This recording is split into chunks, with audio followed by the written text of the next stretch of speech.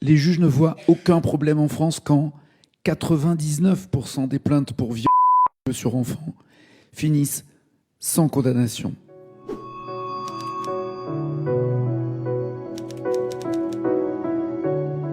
Lettre 517, appel des 500 mamans contre l'impunité de l'inceste paternel, France, mai 2025. Madame la juge, j'ai été obligé de prendre la fuite avec ma fille pour la mettre à l'abri.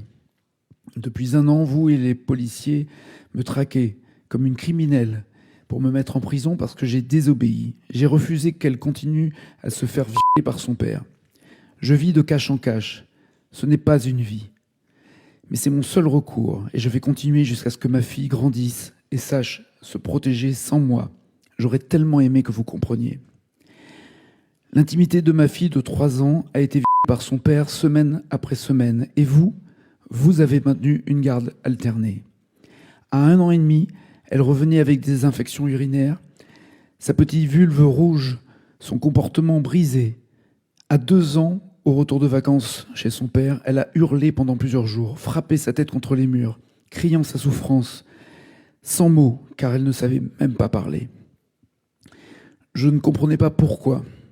Son père avait des comportements bizarres, mais cela n'a pas suffi à mettre la puce à l'oreille. À 1 an, il lui faisait des bisous sur la bouche, introduisant le bout de sa langue entre ses lèvres pour qu'elle l'y tète, comme une tétine. Je prenais cela pour un jeu.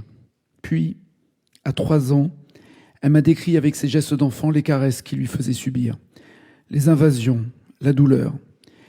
Je lui demandais « Pourquoi papa te fait ça ?» Elle m'a répondu droit dans les yeux « Papa a envie ». Elle mimait des fellations, parlait de « doudou pingouin » qu'il embrassait partout sur les oreilles, les yeux, la bouche, sa langue bougeant dans la sienne. Elle disait qu'il mordillait ses doigts, que papa gratte ses fesses avec un marteau, papa toque avec la pointe. Elle racontait qu'il l'a forcé à manger son zizi, qu'il crachait après, qu'il l'a douché avec lui pour jouer avec son zizi. Des détails très précis qu'une enfant ne peut pas inventer. Des détails très précis qui m'ont glacé le sang, parce que nombreux de ces gestes étaient ceux de son père lors de nos rapports intimes entre adultes. J'ai porté plainte, pleuré devant les gendarmes, révélé mon propre passé de victime d'abus. Erreur fatale. Dès lors, j'étais une mère instable, projetant mes traumas.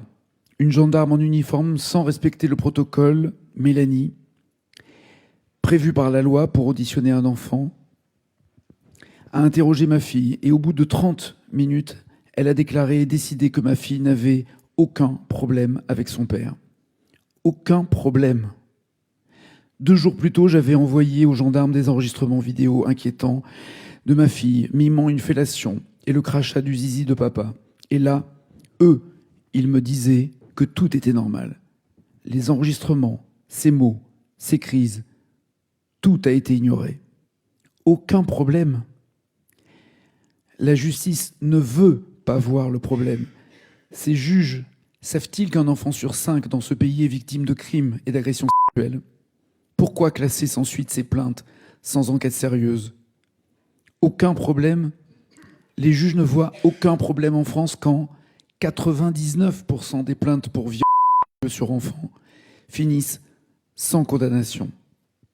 Parce que c'est ça le problème. C'est ça le vrai problème. Vous n'enquêtez pas. Et pire encore, vous me faites subir un chantage inhumain. Vous m'avez ordonné de la rendre à son violeur, sous peine de me la retirer. Les services sociaux ont ciblé ma prétendue fragilité, pas les crimes sexuels de son père. C'est votre justice qui est fragile, pas moi. Alors j'ai fui, madame la juge. Je vis comme un animal traqué, caché avec ma fille, dans la peur. Mais je ne lâcherai pas.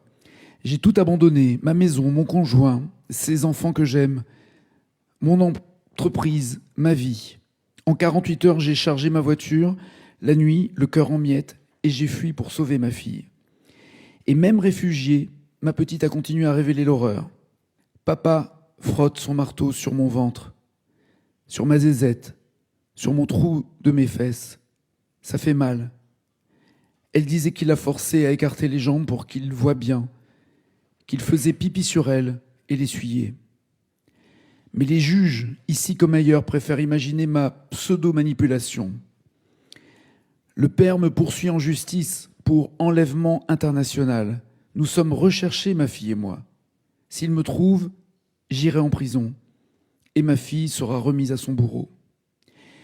J'ai dépensé 27 000 € en avocat en 5 mois. J'ai été condamné à payer 10 000 € au père avec ordre de renvoyer ma fille en France. Lors de ma dernière audience, la procureure a expliqué que mon comportement était une manœuvre classique et perverse, typique des mères pour obtenir la garde de l'enfant et nuire au père. La justice préfère croire que la mère est folle, perverse. Et là, bizarrement, ils n'ont pas besoin de preuves pour la condamner. Mais la justice refuse de croire qu'un père viole ses enfants sous prétexte que la parole des enfants ne constitue pas une preuve suffisante. Et le père, lui, n'est presque jamais condamné. Moins de 1% de condamnation. Et cela arrive bien souvent seulement parce qu'il a avoué. Je me bats pour l'intégrité de ma petite.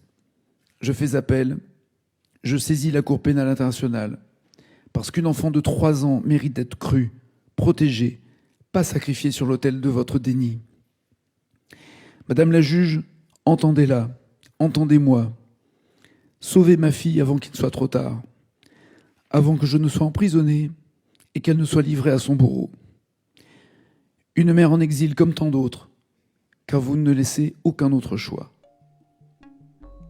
Signé Rosalie.